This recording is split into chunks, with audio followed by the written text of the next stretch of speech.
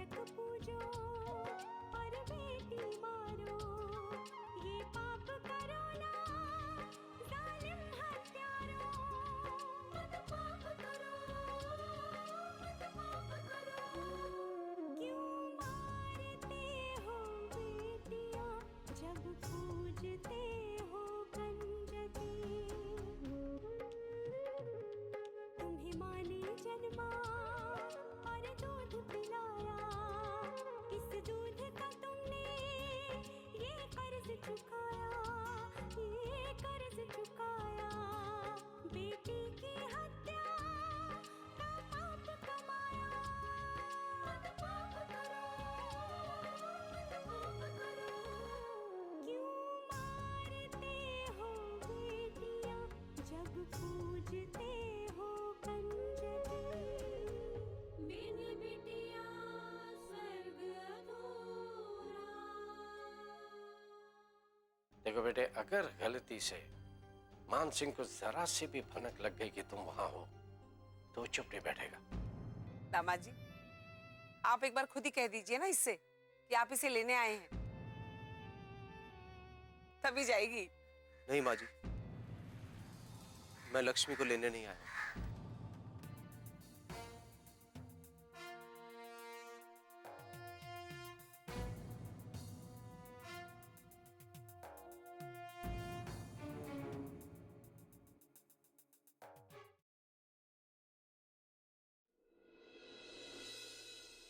ये पति पत्नी के बीच का मामला है, तुम्हें इस तरह से दखलंदाजी नहीं करनी चाहिए। लक्ष्मी इतने समय तक दर बदर की ठोकरें खाती रही, क्या ही समझदारी है। चलो माना कि लक्ष्मी के फैसले के बारे में दामाद जी को कुछ नहीं पता था, लेकिन बाद में जब पता चला तो क्या उन्होंने लक्ष्मी को ढूंढने की कोशिश की? क्या यही है उनका प्यार? तुम गलत सोच रही हो वसुंधरा। दामाद जी चाहते तो लक्ष्मी को ढूंढ सकते थे, लेकिन वो अच्छी तरह से जानते थे कि मान सिंह लक्ष्मी को जिंदा नहीं छोड़ेंगे, इसलिए उसने प्रयास ही नहीं किया। ये सब ऊपरी दिखावा है ठाकुर साहब, मैं नहीं मानती इसे। जो भी हो, 100 बात की एक बात, तुम्हें उनके जाती मामले में दखल नहीं देना चाहिए। आप तो हमेशा मुझे ही गलत समझते हैं, लेकिन मैं जो कुछ भी कहती या करती हूँ ना, वो समाज के कायदे कानून के हिसाब से बिल्कुल सही होता है।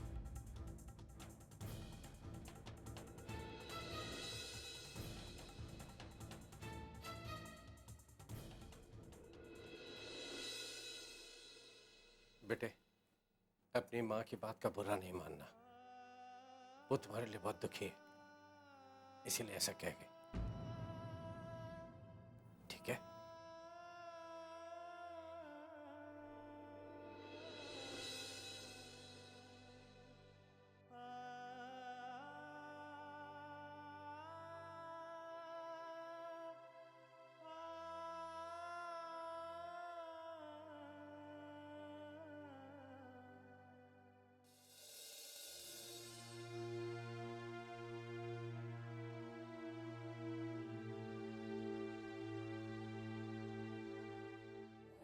लक्ष्मी को लेने नहीं है तो फिर क्या करने आए हैं आप? हमारा तमाशा देखने या ये देखने कि एक ब्याही हुई बेटी को हम घर में कैसे रखते हैं और लोग जब ताने मारते हैं तो उसे कैसे सहते हैं? भूल गई थी मैं कि बेटा तो अपने बाप के नक्शे कदम पर ही चलेगा, वही करेगा जो उसके बाबूजी कहे।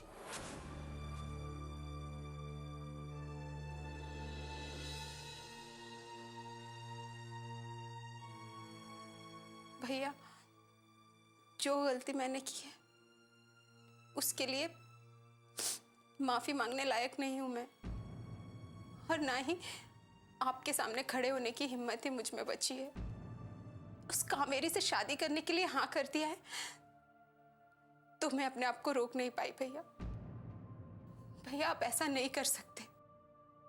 आप मेरे कारण अपनी जिंदगी बर्बाद नहीं कर सकते। मैं ये सहन नहीं कर पाऊंगी भैया। आप प्लीज ऐसा मत कीजिए। आप उस कावेरी से शादी मत कीजिए। आप ही अपना फैसला बदल दीजिए भैया। ठाकुर अपने फैसले नहीं बदला करते नंदिनी, तू बहन है मेरी। तेरे दुख को देखकर अगर मेरी आंखों में आंसू ना आए तो इस रिश्ते के कोई मायने नहीं। अगर तेरे दर्द को मैं महसूस ना कर सकूं तो ये रिश्ता किसी काम का नहीं। कितने सालों से तू इस कलाई पर राखी बांधती आ रही है। जिस आशा से तू वो धागा बांधती है, आज उसे पूरा करने का वक्त आ गया है। नहीं भैया, राखी के उस कच्चे धागे के बदले मैं आपको मिटने नहीं दूंगी। राखी के धागे भले ही कितने कच्चे होते हो, लेकिन उनका विश्वास, उनका वचन बहुत पक्का होता है। और ये कोई बलिदान नहीं है, ये मेरा फर्ज है जो मुझे निभाना है। नहीं भैया, आप लक्ष्मी भाभी के साथ धोखा नहीं कर सकते। मैं आपको ऐसा नहीं करने दूंगी। लक्ष्मी पर मुझे भरोसा है। जब वो मेरे इस गुनाह की वजह जान जाएगी तो मुझे जरूर माफ कर देगी।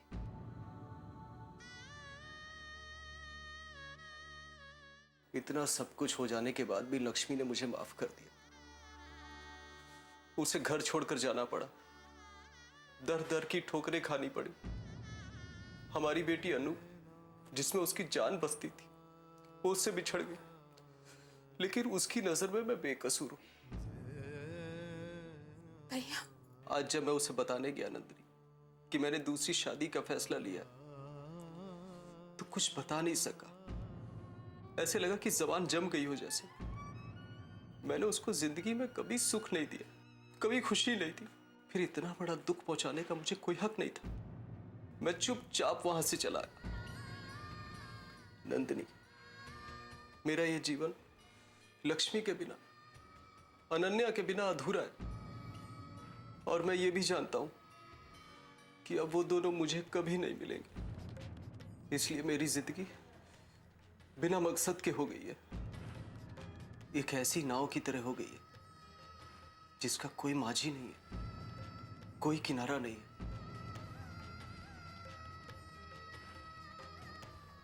इसीलिए मैंने अपनी जिंदगी को मकसद देने के लिए समझौता किया है, ताकि उनकी शर्त भी पूरी हो जाए और तुम्हारी इज्जत पर आंच भी ना आए। रो मत नंदिनी, बस इतना समझ लो कि भगवान भी यही चाहता है।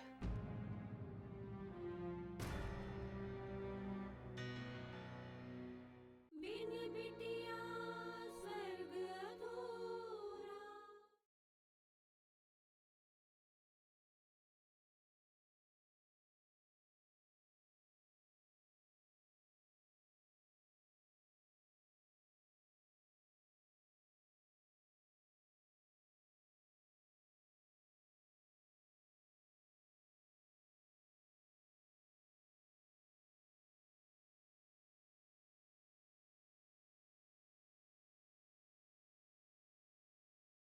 बिन बिटिया स्वर्ग अधूरा।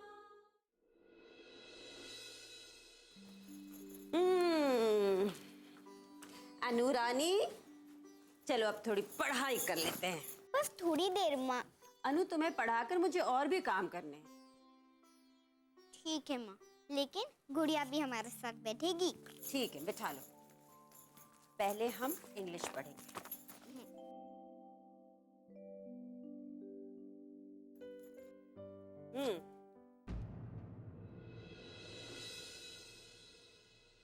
ये सब क्या है अनु? मैंने ये सब नहीं किया माँ। तो फिर किसने किया ये सब? मुझे नहीं पता। ये नोटबुक तुम्हारी है ना? हाँ। फिर कोई और आकर क्यों खराब करेगा?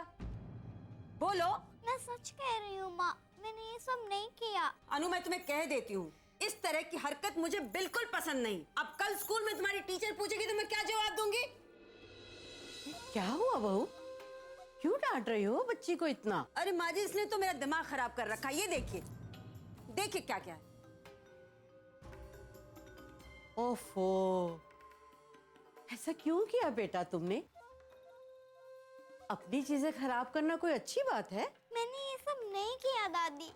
देखा आपने, फिर झूठ बोल रही है। अच्छा चलो छोड़ो बेटा, तू अपनी माँ से ना माफी मांग ले, सॉरी बोल दे उसको। सॉरी माँ। क्या बहू, तुम भी उसके साथ बच्ची बन रही हो? सॉरी बोल दिया ना उसने, चल माफ कर दे उसे। सॉरी माँ। क्या करूं मैं? बेटा ये बहुत गलत बात है, अपनी चीजों को खराब नहीं करते। और झूठ बोलना बहुत बुरी बात। आगे से ऐसा नहीं करना, ठीक है? चलो, इस रामायण का तीसरा अध्याय भी समाप्त हुआ। राम जी भला करे। आगे देखते हैं अनु के जीवन में अब कौन सा कांड होने वाला है।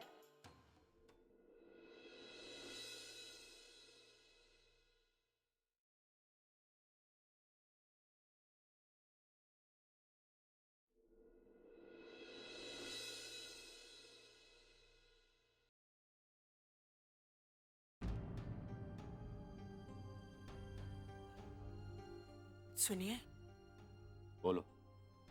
क्या नारायण की शादी भी वैसे ही होगी जैसे नंदिनी की हुई थी? तुम्हारा दिमाग तो ठीक है ठकुराइन, यहाँ कोई ब्याह व्याह नहीं होगा। कुछ समझ में आया? ऊंचे लोगों को हम एक पल के लिए अपने सामने बर्दाश्त नहीं कर सकते। तुम हो कि ब्याह की बात कर रही?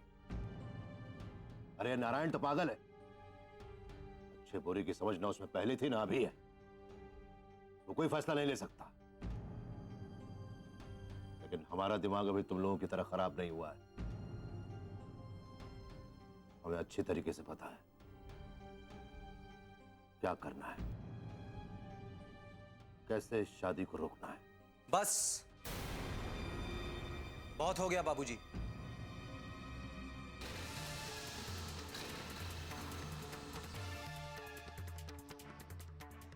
मैं आपको नंदिनी की जिंदगी से खेलने नहीं दूंगा।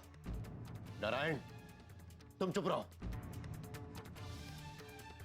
नंदिनी की वजह से घर के बाकी लोग सजा भुगते, ये हम सहन नहीं कर सकते। नंदिनी को दोष देने से पहले जरा ये सोचिए, ये हालात कैसे पैदा हुए? क्यों नंदिनी ये गलत कदम उठा बैठी? हमें ये सब नहीं जानना है नारायण। बस हम इतना चाहते हैं कि तुम अपना फैसला बदलो। कैसे बदल दूं बाबूजी? नंदिनी की इज्जत दांव पे लगी है। अगर राजिंदर उसे यहां जिंदगी भर के लिए छोड़कर चला जाता तो मैं उसकी देखभाल करता, उसको अपने साथ रखता, तो मैं एक भी शब्द नहीं बोलता। लेकिन उसकी ऐसी बदनामी मैं सहन नहीं कर सकता। वाह छोटे ठाकुर वाह। मैं तो धन्य हो गया छोटे ठाकुर आपके जैसे दामाद को पाकर।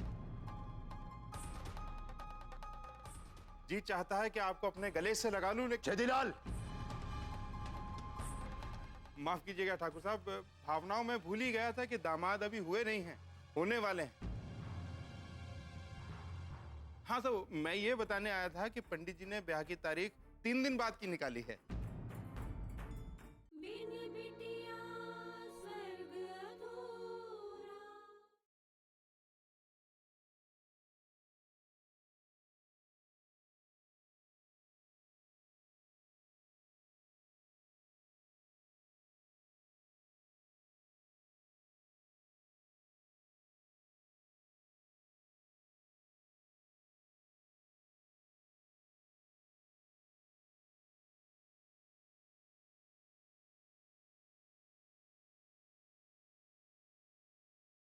बिन बिटिया स्वर्ग अधूरा।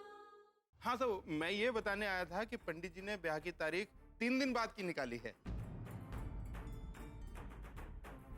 इतनी जल्दी? शुभ काम में देरी कैसी ठकुराइन जी? बड़े बुजुर्ग कह गए हैं। सुना नहीं छेदीलाल? इतनी जल्दी नहीं मतलब नहीं। मैं तो मान लूंगा ठाकुर साहब, लेकिन आप तो जानते हैं कि जितनी ज्यादा देर ब्याह को लगेगी उतना ही ज्यादा खतरा है नंदिनी बिटिया की बात को फैलने का।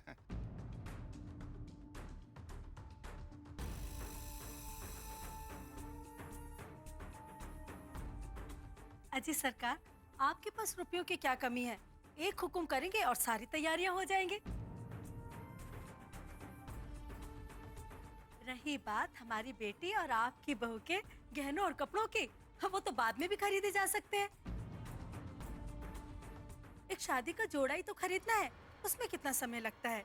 क्यों छोटे ठाकुर? सही कह रही हूँ ना मैं?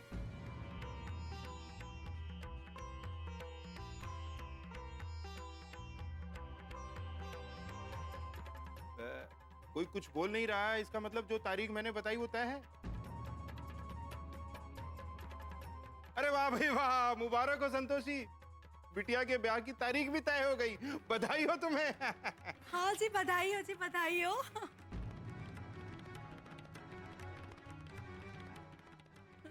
जब ठाकुर साहब सब कुछ तय हो ही गया है तो थोड़ा शगुन मिल जाता तो और भी अच्छा होता। जी।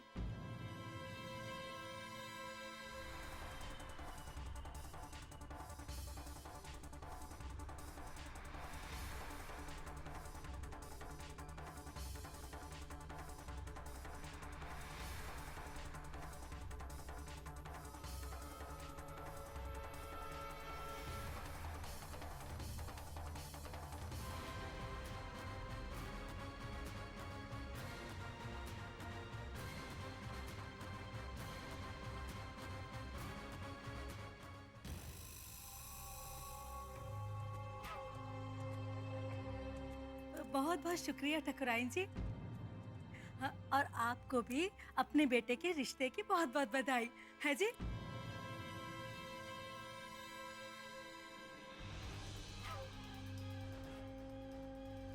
अजी चलो जी। हाँ चलिए चलिए। राम राम।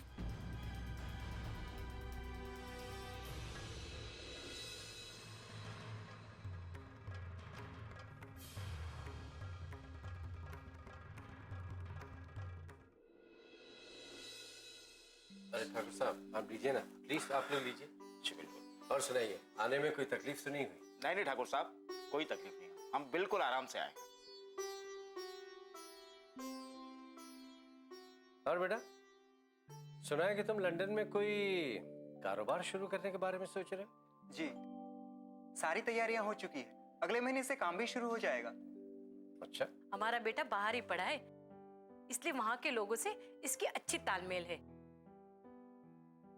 और कारोबार में तरक्की हो, ये कौन नहीं चाहेगा ठाकुर साहब? जी बिल्कुल। अरे आप कुछ लीजिए ना। नहीं नहीं, बहुत हो गया, अभी आप पल्लवी को बुला दीजिए। हाँ हाँ, मीनाक्षी जा पल्लवी को बुला।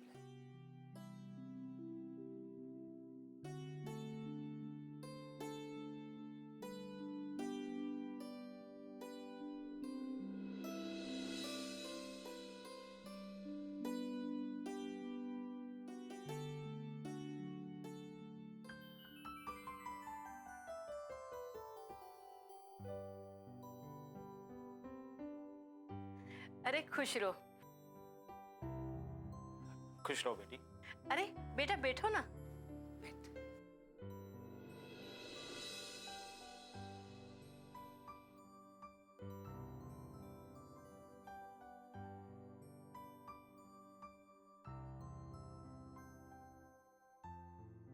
ठाकुर साहब, ये मेरी सबसे बड़ी बेटी है।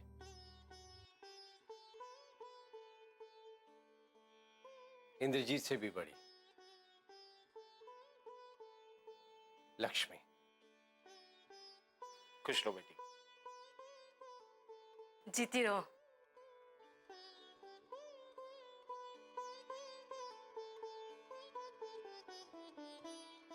बधाई हो, आप नाना नानी बनने वाले, और एक नया मेहमान घर पे आने वाला है। जी हाँ, आज ही आइए ये।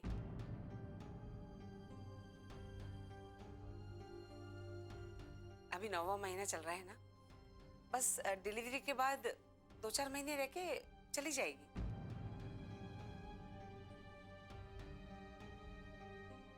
अच्छा है ना, ससुराल के कायदे कानून सिखाएगी। अच्छा बिटिया अकेली आई है, इसे छोड़ने दामाद जी नहीं आए?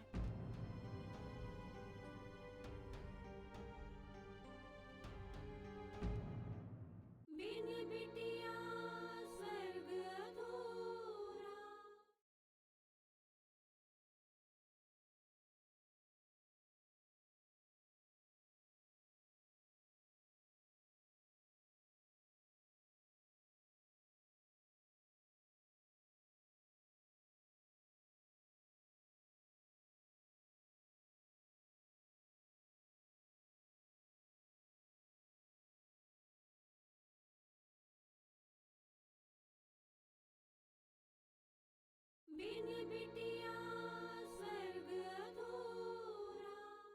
ये बिटिया अकेली आई है, इसे छोड़ने दामाद जी नहीं है?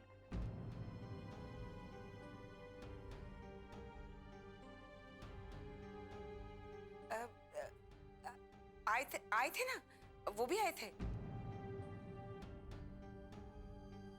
वही तो छोड़ने आए थे, लेकिन जरूरी काम था इसीलिए चले गए।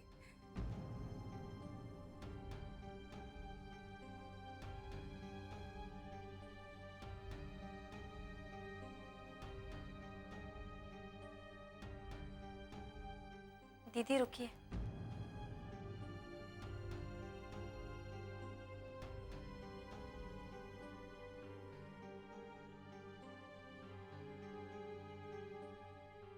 बेटा जाने दे उसे, थक गई होगी ना, आराम करेगी। माँ कैसे करेंगी वो आराम? अभी अभी आपने जो कहा है उसके बाद वो आराम कर पाएंगी? पल्लवी, पल्लवी ये क्या कह रही है तू? माँ आप इन लोगों से सच्चाई क्यों छिपा रही हैं? पल्लवी तुम बैठो।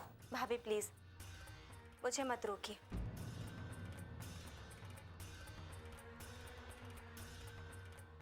मैं झूठ की बुनियाद पर अपना रिश्ता नहीं बनाना चाहती। आखिर बात क्या है ठाकुर साहब?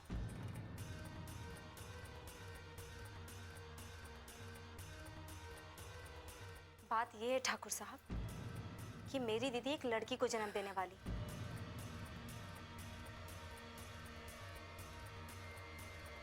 और ये बात जब उनके दकियानुसी ससुर को पता चली तो उन्होंने नाराज होकर दीदी के बच्चे को मार देने का आदेश दिया। और जब मेरी दीदी ने मना किया तो वो मेरी दीदी की जान लेने पर उतारू हो गए।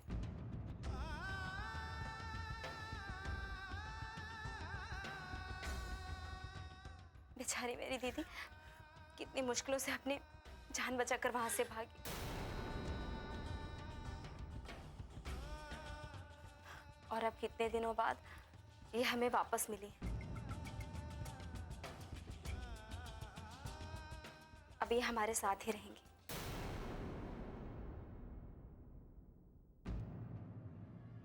जिस घर की बेटी अपने ससुराल की मान मर्यादा को ठोकर मारकर भाग गई हो, ऐसे घर में हम रिश्ता करने की बात तो क्या सोच भी नहीं सकते।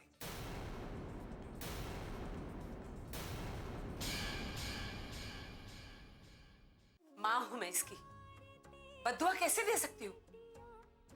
सिर्फ चिता सकती हूँ। अरे क्या क्या नहीं किया था मैंने इस रिश्ते के लिए।